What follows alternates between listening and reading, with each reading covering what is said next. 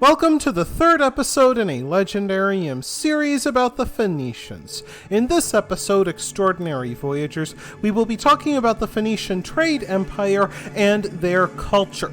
We will focus on the extraordinary Phoenician journey around Africa and the subsequent conquest of Phoenicia by Alexander the Great.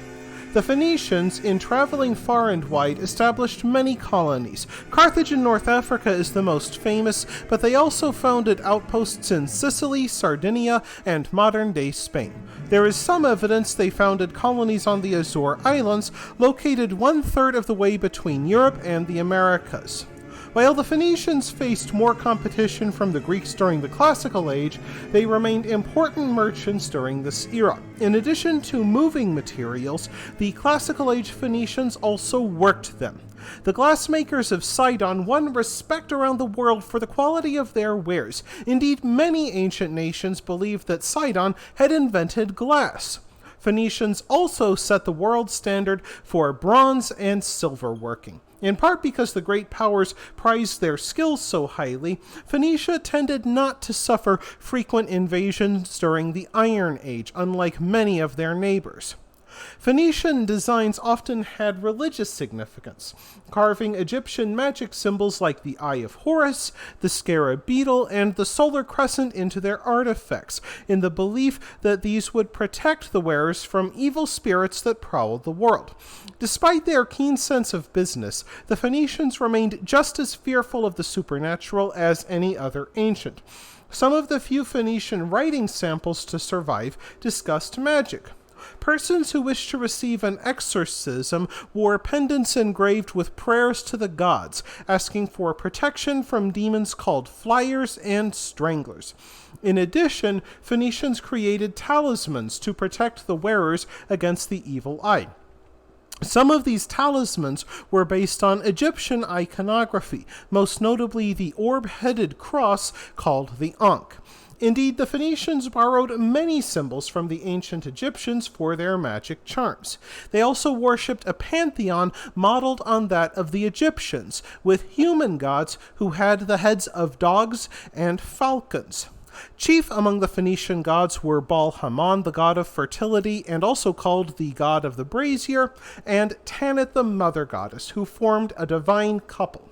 Carthage continued to worship this pantheon generations after the final fall of Phoenicia. But one of the most contentious mysteries about the Phoenicians is whether or not they practiced child sacrifice. Writings at the time claimed that the Phoenicians practiced child sacrifice, but these were written by rivals of the Phoenicians and may have been intended as ancient spin. However, there is some evidence that the Phoenicians did ritually sacrifice children, but they did so very rarely and generally at the funerals of the ruling elite. Sacrificial victims were cremated, placed in urns, and buried with offerings and ritual inscriptions. However, it is not known for certain if these were sacrifices or simply funerals for infants who sadly died very early in life. In the 600s BC, Phoenicia's ally and trade partner Egypt came under threat by the fast-rising Babylonian Empire. The Egyptian pharaoh Necho II commissioned the Phoenicians to embark on a journey of discovery around Africa, likely to seek new markets for trade goods and thus finance the war against Babylonia. Sometime around the year 600 BC, the Phoenician fleet embarked on its extraordinary journey. They likely left home around July, sailing through the Red Sea, then called the Arabian Gulf. This area was well known to the Egyptians as they traded for incense with the people of modern-day Yemen. Relying on the northern winds, the Phoenicians reached the Horn of Africa, but they soon left familiar territory as the northeast monsoon drove them south towards the equator, which they reached in March. There they would have seen the extraordinary sight of the sun appearing on the opposite side of the horizon, and possibly the disappearance of the North Star itself. Almost as astonishing, they would have seen whales, which would have surely been sea monsters to Phoenician eyes. Upon reaching Cape Agulhas, they found a current which pushed them further south, where they encountered winter weather in the middle of summer, at least by their reckoning. Luckily, the Phoenicians had already begun to head north again, and they landed around Cape Town. They settled down to repair their ships and plant wheat. They stayed until November to reap their harvest and refill their stores. As the southeast trade winds and the Benguela current pushed the fleet further north up the West African coast, they sailed along Namibia, a waterless desert. As they began to round West Africa, they found themselves sailing against the currents again and had to row for hundreds of miles. By November, more than 2 years after leaving Phoenicia, they arrived in modern Mauritania, where the Carthaginians would soon build the trading post of Arguin. There the Voyagers again sowed their wheat, repaired their ships, and waited for the next harvest. During their wait, they contacted the local Berber population and learned of gold in the region. By May, the Phoenicians had sailed up the Moroccan coast and returned to Egypt after 3 years of sailing. There, according to writings of the time, they presented the pharaoh with a tribe of pygmies taken in Africa who were forced to perform for the monarch's amusement. The Phoenician city-states continued to hold great influence until 539 BC, when they were conquered by King Cyrus the Great of Persia. The Persians then divided Phoenicia into 4 vassal kingdoms: Sidon, Tyre, Arwad, and Byblos. Fortunately, the Phoenician city-states kept most of their traditional independence under the satrapy system as long as they paid tribute to their Persian overlords. Indeed, the Phoenicians continued to prosper during the Persian era, building ships for the Persian fleets throughout the era.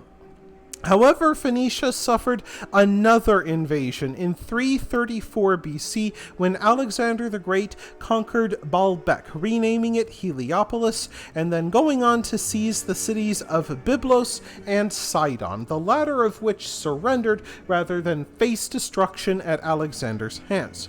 However, Alexander's conquest of Tyre proved to be the most dramatic and memorable. Alexander asked to sacrifice in the holy temple of Melqart at Tyre, and since Tyrian religious law forbade foreigners from setting foot inside their temple, the Tyrians offered a compromise in which Alexander could sacrifice in the old city on the mainland, but not within the island complex of Tyre. Finding this unacceptable, Alexander sent envoys to demand the city's surrender. The Tyrian city fathers provided their answer by murdering the envoys and hurling their bodies into the ocean. Now determined to seize Tyre, Alexander still faced a serious obstacle in the ocean, which separated him from the Tyrian city walls with a mile of seawater. So Alexander ordered a causeway constructed from felled trees and the ruins of the old city. It took 7 months to create a causeway long enough and strong enough for Alexander's army to cross and breach the city walls. About 3,000 captured Tyrian soldiers were tied to upright stakes with their hands over their heads in a primitive form of crucifixion. Having their arms upraised forced them to hoist up their bodies in order to breathe. However, after these repeated chin-ups, the captives gradually exhausted themselves, could no longer lift themselves, and eventually died of slow suffocation. Another 20,000 people were crammed into the holds of their own ships, and after weeks of hunger and soiling themselves in the packed holds, their captors unloaded them in the great trade centers of Greece and Macedonia. There they paraded them around on auction blocks in front of dozens if not hundreds of prospective buyers wearing no clothes. The fortunate slaves became housemaids and cooks, while the less fortunate went into the mines. Only those rich enough to bribe Alexander with gold could expect to keep their lives and their freedom. However, the Phoenician city-states would not keep their freedom, and they became part of Alexander's empire and then the Hellenic kingdoms that came after it. That wraps things up for this episode of The Legendarium. I hope you enjoyed it. If you like what you saw, press like. If you want to see more, press subscribe. And if you've got anything to say, let me know in the comments section. Thanks again for joining me, and I hope you have a great rest of the day.